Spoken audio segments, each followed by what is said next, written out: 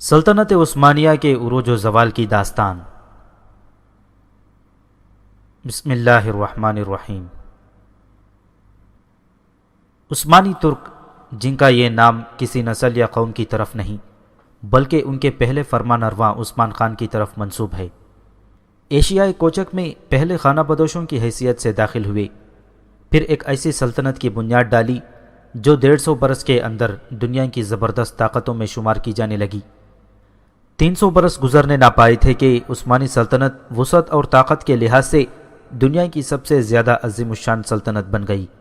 اس کے عروج کا دور مشرق میں سلطان سلیم اول اور مغرب میں سلیمان اعظم کی فتوحات پر ختم ہوتا ہے، جس کی حکومت ایشیا، یورپ اور افریقہ کے وسیع حصوں میں قائم تھی۔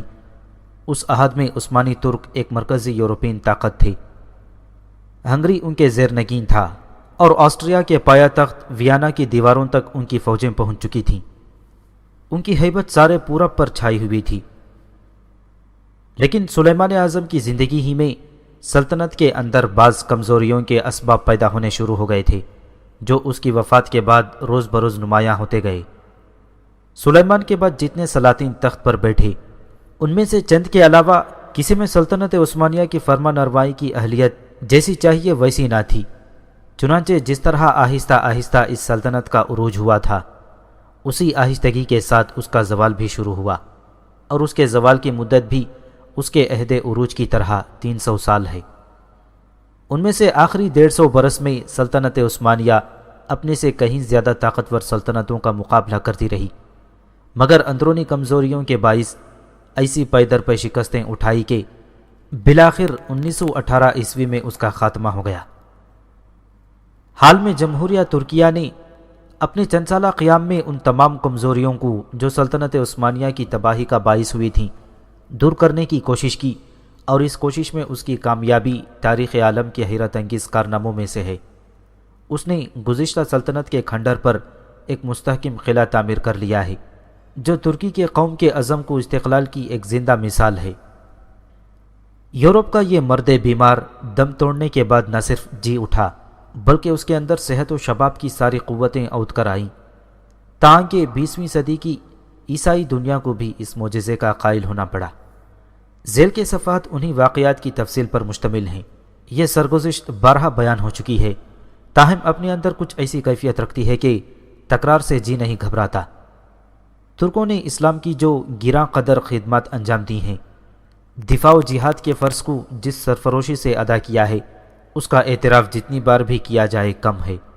صرف یہی ایک چیز اس تالیف کے لیے معقول وجہ ہو سکتی ہے جو عثمانی ترکوں کے کارناموں پر ترتیب دی جائے، لیکن اگر اس کے علاوہ صحت روایات کا بھی حتی الامکان پورا اہتمام کیا گیا ہو اور محض واقعات کے بیان کرنے پر قناعت نہ کی گئی ہو بلکہ مستند حوالوں کے ساتھ واقعات کی تلاش بھی جاری تھی، اور اس قوم کے عروج و زوال کی تاریخ کا مطالعہ عبرت کی نظر سے کیا گیا ہو، تو سننے والوں کے لیے شاید کسی معذرت کی ضرورت نہیں۔ ان صفحات کی ترتیب میں عثمانی ترکوں کی تاریخ سے متعلق انگریزی، عربی اور فارسی کی مستند ترین کتابوں نیز بعض منتخب ترکی اور فرانسیسی تاریخوں کے مستند روایتوں اور حوالوں سے پیش کیا گیا ہے۔ ترک اول 6 صدی عیسوی میں روشناس ہوتے ہیں۔ یہ ایک خانہ بدوش قوم تھی جو مشرقی ایشیا اور وسط ایشیا میں گھومتی پھرتی تھی، اور وقتاً فوقتاً مغربی ایشیا اور مشرقی یورپ کی آبادیوں پر حملہ آور ہو کر انہیں ویران کر دیتی تھی۔ 6 صدی عیسوی میں اس نے ایک زبردست سلطنت قائم کر لی جو منگولیا اور چین کی شمالی سرحد سے لے کر بحرۂ اسود تک پھیلی ہوئی تھی۔ اس سلطنت کے بانی کا نام چینی تاریخوں میں تومین اور ترکی کتابوں میں بومین درج ہے۔ تومین 552 عیسوی میں مر گیا۔ اس کے بھائی نے، جس کا نام استامی تھا، مغرب میں فتوحات حاصل کیں۔ دونوں بھائی الگ الگ حکومتوں پر حکمران تھے۔ اہل چین ان حکومتوں کو شمالی ترک کی سلطنت اور مغربی ترکوں کی سلطنت کہتے تھے۔ پہلی صدی ہجری یعنی 7ویں صدی عیسوی میں ان دونوں حکومتوں کو سلطنت چین کی اطاعت قبول کرنی پڑی، لیکن 63 ہجری 682 عیسوی میں شمالی ترکوں نے چین کی فرمان روائی سے آزاد ہو کر اپنی سابق خود اختیاری پھر حاصل کر لی۔ قطبات اور خان جو منگولیا کے دریائے اورخان کے نام سے منسوب ہیں، اور ترکی زبان کی قدیم ترین یادگار ہیں، ترکوں کی اسی شمالی سلطنت سے تعلق رکھتے ہیں۔ یہ سلطنت 126 ہجری تک قائم رہی۔ مغربی ترکوں میں ترگیش کا قبیلہ سب سے زیادہ ممتاز تھا۔ اس کے سرداروں نے پہلی ہجری یعنی 7ویں صدی عیسوی کے آخر میں خاقان کا لقب اختیار کر لیا تھا، لیکن 121 ہجری میں عربوں نے نصر بن سیار کی قیادت میں ترگیش کی حکومت کا خاتمہ کر دیا۔ ترک اسلام میں ترکوں اور عربوں کے تعلقات پہلی صدی ہجری میں ولید اول عہد خلافت سے شروع ہوئے۔ اسی عہد میں قتیبہ بن مسلم نے پقیز، بخارا، سمرقند، خوارزم، فرغانہ، شاش، تاشقند اور کاشغر کے ترکی علاقے فتح کر کے وہاں اسلامی حکومت قائم کی، لیکن ان فتوحات کا اثر ترکوں کی قبول اسلام پر بہت کم پڑا اور وہ بدستور بت پرستی کرتے رہے۔ البتہ سمرقند میں قتیبہ کی بت شکنی نے بت پرستی کا خاتمہ بھی کر دیا۔ جب قتیبہ وہاں پہنچا تو اسے بہت سے بت خانے نظر آئے جن کی نسبت عام طور پر یقین کیا جاتا تھا کہ ان کے ساتھ بے ادبی کرنے والا فوراً ہلاک ہو جائے گا۔ قتیبہ نے ان بت خانوں میں آگ لگا دی، مگر اس پر کچھ آنچ نہ آئی۔ یہ دیکھ کر بت پرستوں نے اسلام قبول کر لیا۔ حضرت عمر بن عبدالعزیز رحمۃ اللہ علیہ نے اپنے مختصر عہد خلافت 101 ہجری بمطابق 717 عیسوی میں اشاعت اسلام کی خاص طور پر کوشش کی، تو من جملہ اور ممالک کے انہوں نے ماوراء النہر کے ترک بادشاہوں کو بھی اسلام کی دعوت دی اور ان میں سے بعض اسلام لائے۔ پھر عبداللہ بن معمر یشکری کو دعوت اسلام کے لیے ماوراء النہر بھیجا اور وہاں کے بعض قبیلے مسلمان ہو گئے۔ اس کے بعد خلیفہ حشام کے عہد خلافت میں 105 ہجری سے 125 ہجری تک ابو سعیدہ کی تبلیغ سے ماوراء النہر کے لوگ کثرت سے اسلام میں داخل ہوئے۔ سمرقند اور بخارا وغیرہ سے جو ترکستان کے علاقے تھے، جزیہ اور خراج کی رقمیں بیت المال میں آتی تھیں۔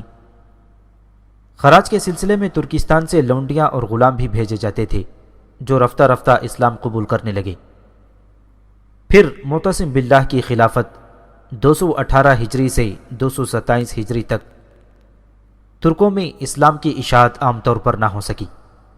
سب سے پہلے خلیفہ منصور نے ترکوں کو فوج میں بھرتی کرنا شروع کیا، لیکن اس کے عہد میں ترکوں کی جماعت بہت قلیل تھی اور فوج اور حکومت میں صرف عربوں اور ایرانیوں کا اقتدار تھا۔ ہارون رشید کے زمانہ خلافت میں اہل عرب اور اہل روس کے درمیان جو حریفانہ کشمکش پیدا ہوئی، اس نے امین کے زوال کے ساتھ عربوں کی قوت کا بھی خاتمہ کر دیا، اور مامون کے عہد میں جس کی ماں ایرانی نسل تھی، ایرانیوں کا زور بہت بڑھ گیا۔ اس کے بعد جب معتصم خلیفہ ہوا تو اس نے ایرانیوں کے اقتدار سے خائف ہو کر ترکوں سے مدد حاصل کرنی چاہی، اور چونکہ اس کی ماں ترک تھی اس لیے طبعاً اسے ترکوں کی جانب زیادہ میلان بھی تھا۔ چنانچہ اس نے ہزاروں ترک غلام خرید کر انہیں اسلامی تعلیم اور فوجی تربیت دی، اور اب فوج میں ترکوں کی تعداد اور قوت تیزی کے ساتھ بڑھنے لگی۔ گبن لکھتا ہے کہ معتصم نے جو اس خطرناک مثال کا سب سے پہلا بانی ہے، 50,000 سے زیادہ ترکوں کو دارالخلافت میں لا کر آباد کیا۔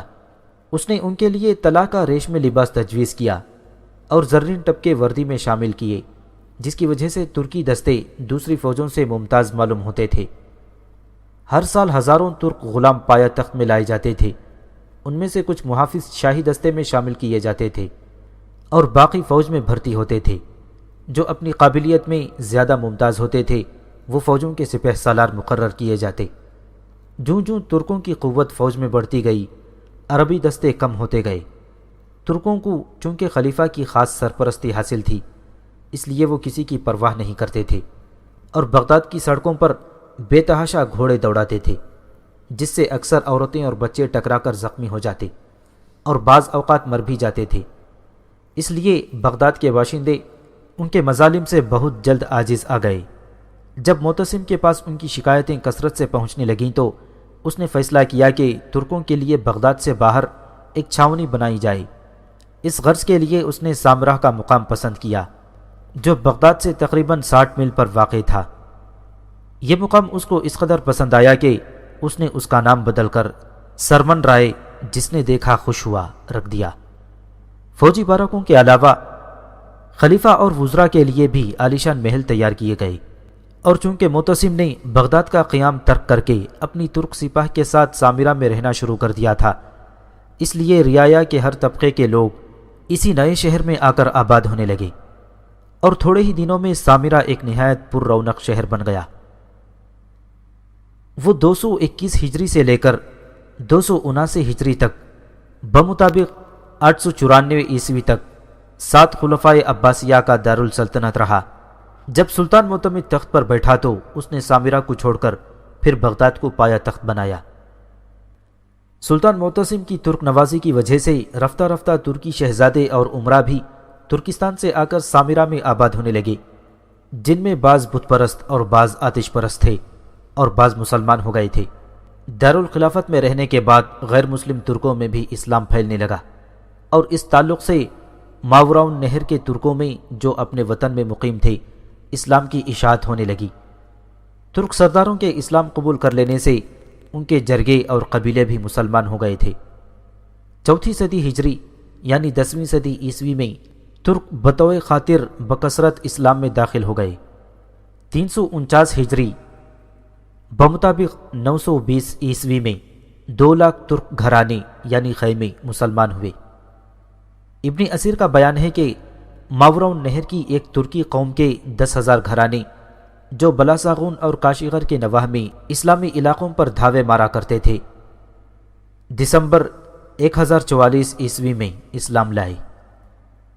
خلیفہ معتصم کے بعد ترکوں کا اقتدار فوج و حکومت میں روز بروز بڑھتا گیا، اور نوبت یہاں تک پہنچی کہ خلیفہ بغداد کا ازل و نسب تمام تر انہی کے ہاتھ میں آ گیا۔ نہ صرف تخت بلکہ خلیفہ کی زندگی بھی انہی کے رحم و کرم پر تھی۔ انہوں نے متعدد خلیفہ کو ذلیل کر کے تخت سے اتارا اور بعضوں کو قتل بھی کر دیا۔ نتیجہ یہ ہوا کہ دولت عباسیہ کا زوال سلطنت کے ہر حصے میں نمایاں ہونے لگا۔ مختلف صوبوں کے گورنروں نے پایا تخت سے آزاد ہو کر اپنی اپنی خود مختار حکومتیں قائم کر لیں۔ مثلاً ایرانی گورنروں نے خراسان میں، فارس میں سفاریہ، ماوراؤن نہر میں سامانیہ، آذربائیجان میں ساجیہ اور جرجان میں زیاریہ کی جداگانہ حکومتیں قائم کر لیں۔ اس طرح ترکوں نے مصر میں طولونیہ، ترکستان میں ایلکیہ، پھر مصر میں اخدیشیہ اور افغانستان و ہند میں دولت غزنویہ کی بنیادیں ڈالیں۔ یہ تمام حکومتیں 3 صدی کے وسط سے 4 صدی ہجری کے وسط تک قائم ہو گئیں۔ 5ویں صدی ہجری یعنی 11ویں صدی عیسوی میں ترکوں کے ہی ایک گروہ نے خراسان میں دولت سلجوقیہ کا بنیاد رکھا۔ آل سلجوق آل سلجوق کا مورث اعلیٰ دقاق تھا، جو کاشغر کے ترکی قبائل کا ایک رئیس تھا۔ سلجوق جس کے نام سے یہ خاندان مشہور ہے اسی کا لڑکا تھا۔ سلجوق اپنے غیر مسلم ترک فرما نرواں کو چھوڑ کر بخارا کی اسلامی مملکت میں چلا آیا، اور یہاں وہ اور اس کا پورا قبیلہ مسلمان ہو کر بخارا کے قریب مقام جند میں قیام پذیر ہو گیا تھا۔ اس کے بعد اس نے غیر مسلم ترکوں پر فتوحات حاصل کر کے اپنی قوت بہت بڑھا لی۔ سلجوق نے اپنی وفات کے وقت 3 لڑکے چھوڑے، ارسلان، میکائل اور موسیٰ۔ دولت سلجوقیہ کے وارث میکائل کے 3 لڑکے ہوئے، پیغو، تغرل بیگ، چغرو بیگ، لیکن سلطنت کی فرما نروائی تغرل بیگ کو ملی، جس نے اپنے زور قوت کا سکہ گرد و پیش کے ملکوں پر بٹھا دیا۔ محمود غزنوی نے سلجوقیوں کی بڑھتی ہوئی قوت سے خائف ہو کر ان سے جنگ شروع کر دی، لیکن چند عارضی فتوحات کے بعد اس کو اور اس کے لڑکے مسعود کو شکستیں اٹھانی پڑی، اور آل سلجوق تمام خراسان پر قابض ہو گئے۔ اس کے بعد انہوں نے جرجان، تبرستان اور خوارزم پر بھی قبضہ کر لیا، اور پھر تغرل بیگ نے اسغان، تبریز اور حلوان کو بھی اپنی سلطنت میں شامل کر لیا۔ یہ وہ زمانہ تھا جب بغداد میں ترکوں اور آل بویا کی باہمی اختلافات نے سخت بدامنی پھیلا رکھی تھی۔ خلیفہ معتصم کے بعد دولت عباسیہ پر روز بروز ترکوں کا تسلط بڑھتا گیا، لیکن 4 صدی ہجری سے آل بویا نے اپنا اقتدار خلافت بغداد پر قائم کرنا شروع کر دیا، جس سے ترکوں کی قوت پر اثر پڑنے لگا۔ ان حریفوں کی کشمکش نے تمام سلطنت میں ہنگامہ برپا کر دیا، اور بغداد کی حالت خصوصیت کے ساتھ بد سے بدتر ہونے لگی۔ مجبور ہو کر ترک سرداروں نے اور خلیفہ قائم بامر اللہ نے تغرل بیگ کو اس فتنے کے فرد کرنے کے لیے طلب کیا گیا۔ چنانچہ تغرل بیگ نے رمضان 447 ہجری میں بمطابق دسمبر 1055 عیسوی میں بغداد میں داخل ہوا اور ملک رحیم کو گرفتار کر کے دولت آل بویہ کا خاتمہ کر دیا۔ اب بغداد میں آل سلجوق کا اثر قائم ہو گیا۔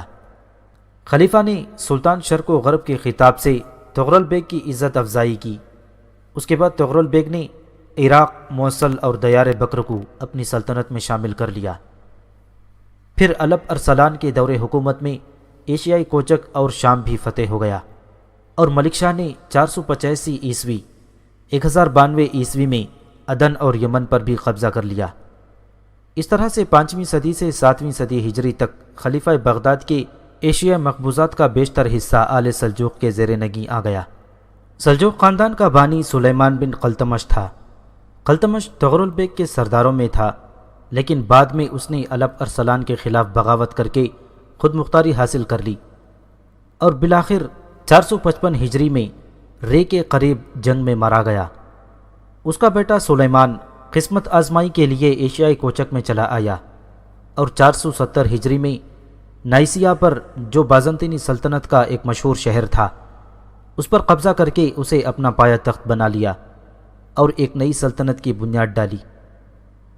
477 ہجری بمطابق 1084 عیسوی میں اس نے انطاکیہ کو بھی اپنی حکومت میں شامل کر لیا، لیکن پہلی جنگ صلیبی میں سلاجقہ روم کی قوت کو سخت صدمہ پہنچا۔ 490 ہجری میں نائسیا ان کے ہاتھوں سے ہمیشہ کے لیے نکل گیا، اور اسی کے ساتھ ایشیائی کوچک کے مغربی حصے میں بھی ان کی حکومت کا خاتمہ ہو گیا، اور اس علاقے پر بازنطینیوں کا قبضہ ہو گیا۔ اب صرف ایشیائی کوچک کا اندرونی حصہ ان کے پاس رہ گیا تھا، لیکن وہاں بھی دانش مندیوں سے مقابلہ تھا۔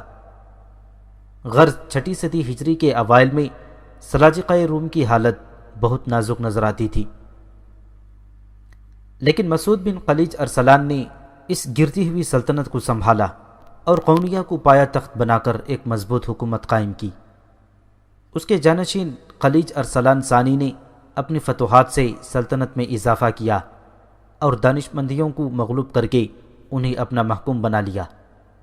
578 ہجری میں خلیج ارسلان ثانی کا انتقال ہو گیا، اور اس کی جگہ اس کا چھوٹا بیٹا غیاث الدین کا قیصر اول تخت نشین ہوا۔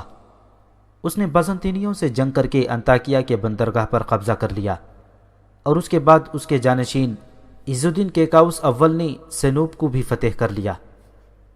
عز الدین اور اس کے بعد علاء الدین کیقباد کا دور حکومت شان و شکوہ کے لحاظ سے سلاجقہ روم کی تاریخ میں اپنا نظیر نہیں رکھتا، لیکن اس کے بعد غیاث الدین کا قیصر ثانی ہی کے عہد سے سلطنت کا زوال شروع ہو گیا، جو پھر نہ رکا۔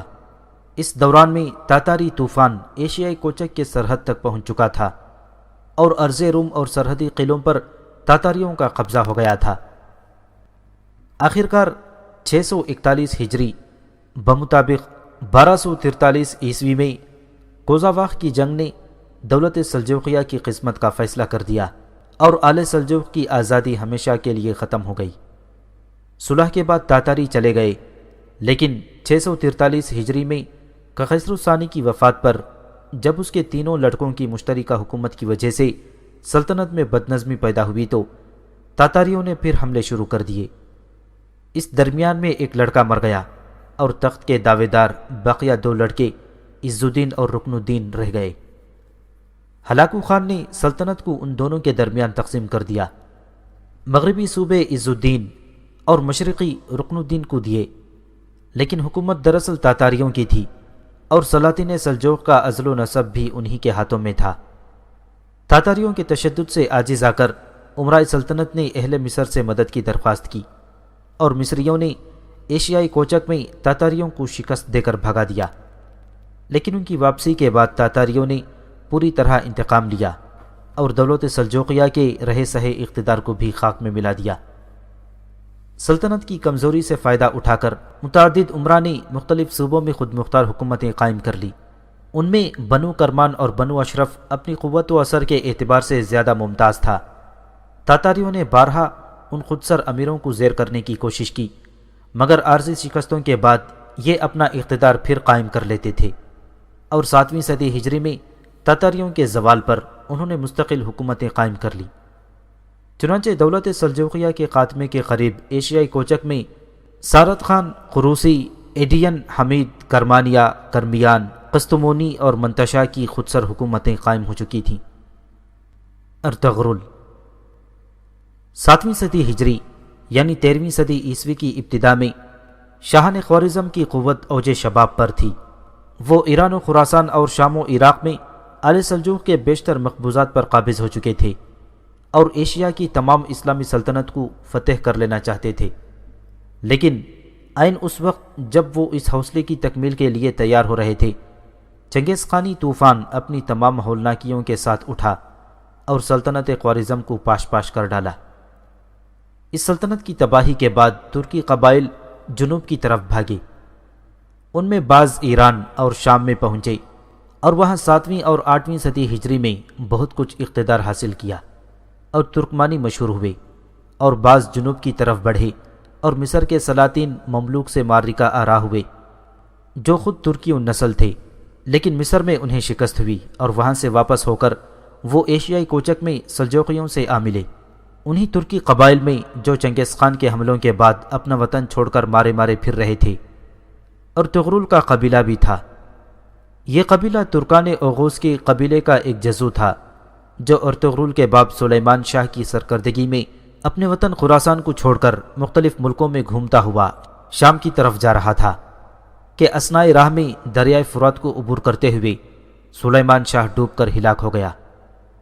قبیلے کا بیشتر حصہ اس وقت منتشر ہو گیا، لیکن جو لوگ رہ گئے وہ ارطغرل اور اس کے بھائی دوندار کے ساتھ ایشیائی کوچک کی طرف روانہ ہو سکے اور سلطان علاء الدین سلجوقی کی سلطنت میں داخل ہو گئے۔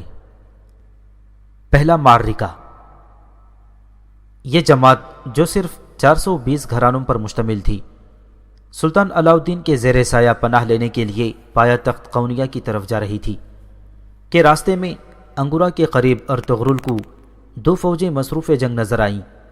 وہ کسی فریق سے ناواقف تھا، لیکن یہ دیکھ کر کہ ان میں سے ایک تعداد کے لحاظ سے کمزور اور دوسری قوی ہے، اپنے سواروں کے مختصر دستے کے ساتھ جن کی مجموعی تعداد صرف 444 تھی، کمزور فریق کی حمایت کے لیے آگے بڑھا اور اس جانبازی سے حملہ آور ہوا کہ دشمن کو میدان چھوڑ کر بھاگنا پڑا۔ فتح حاصل کرنے کے بعد اسے معلوم ہوا کہ جس فریق کی اس نے یوں بروقت مدد کی تھی وہ سلطان علاء الدین سلجوق کی فوج تھی، جسے تاتاریوں کی ایک بڑی فوج نے گھیر رکھا تھا۔ ارطغرل کے اس کارنامے کے صلے میں سلطان علاء الدین نے اسے سغوت کا زرخیز علاقہ جو دریائے سقاریہ کی بائیں جانب بازنطینی سرحد کے قریب واقع تھا جاگیر میں عطا کیا اور سغوت کا شہر بھی اسے دے دیا۔ اس علاقے میں ارطغرل اور اس کے ساتھیوں نے جو خراسان اور آرمینیا سے آئے تھے بدوباش اختیار کی۔ علاء الدین نے ارطغرل کو اس جاگیر کا سپہدار بھی مقرر کیا۔ چونکہ ارطغرل کی جاگیر بازنطینی سرحد سے متصل واقع تھی، اس لیے بازنطینی قلعے داروں سے اکثر جنگ کی نوبت آتی رہتی تھی۔ ارطغرل نے تھوڑے ہی دنوں میں اپنی شجاعت کا سکہ بٹھا دیا اور اس کی فتوحات کا یہ اثر ہوا کہ بہت سے ترکی قبائل ایشیائی کوچک میں پہلے سے آباد تھے اس کے ساتھ شامل ہوتے گئے اور اس کی لڑائیوں میں شریک ہونے لگے۔ اس طرح اس کی قوت روز بروز بڑھتی گئی اور اس کا اقتدار گرد و پیش کے علاقوں میں قائم ہونے لگا۔ سلطان علاء الدین کے لیے ایک جاگیردار کا اس طرح قوت و اقتدار حاصل کر لینا تشویش کا باعث ہوتا، لیکن ایشیائی کوچک میں دولت سلجوقیہ اندرونی اختلافات اور عمرہ کی بغاوتوں کے سبب زوال کی آخری منزل میں تھی۔ اگرچہ قونیہ میں سلجوقیوں کی قدیم شان و شوکت اب بھی نمایاں تھی، تاہم حکومت کا دائرہ بہت محدود رہ گیا تھا۔ ایک طرف تاتاریوں نے جنوبی اور مشرقی علاقوں پر قبضہ کر لیا تھا، تو دوسری طرف عیسائیوں نے شمال اور مشرق کے قدیم بازنطینی صوبوں کے اکثر حصے واپس لے لیے تھے۔ اس طرح سرحدی علاقوں میں جنگ کا سلسلہ عموماً جاری رہتا تھا اور تاتاری حملوں کا خطرہ کبھی دور نہیں ہوتا تھا۔ ایسی حالت میں ارطغرل جیسے دلیر سردار اور نائب کی فتوحات سے علاء الدین کو بجائے تشویش کے ایک گنا اطمینان نصیب ہوا اور اس نے ارطغرل کو مزید انعامات دیے۔ چنانچہ جب نبی شہر اور بروسا کے درمیان ایک جنگ میں ارطغرل نے علاؤدین کے نائب کی حیثیت سے تاتاریوں اور بازنطینیوں کی ایک متحدہ فوج کو شکست دی تو سلطان نے اس کے صلے میں اس کے شہر کو بھی اس کی جاگیر میں دے دیا اور پوری جاگیر کا نام سلطانوی صدر سلطانی رکھا۔ نیز ارطغرل کو اپنے مقدمۃ الجیش کا سپہ سالار مقرر کیا۔ اس وسیع علاقے میں بکثرت چراگاہوں اور زرخیز زمینوں کے علاوہ متعدد قلعے بھی تھے، مثلاً قراجہ حصار، بلیجیک اور اینینی وغیرہ، لیکن سلطانوی کے اکثر حصوں پر خودسر امیروں کا قبضہ تھا، اور اس جاگیر پر اپنا تسلط قائم کرنے کے لیے ارطغرل اور اس کے بعد عثمان کو مدتوں جنگ کرنی پڑی۔ ہلال سلطان علاؤدین کے علم کا نشان تھا۔ ارطغرل نے بھی اس کے نائب کی حیثیت سے اسی نشان کو اختیار کیا جو آج تک ترکوں کی عظمت کا قومی نشان ہے۔ 687 ہجری بمطابق 1288 عیسوی میں ارطغرل نے 90 سال کی عمر میں انتقال کیا اور سغوت کے قریب دفن ہوا۔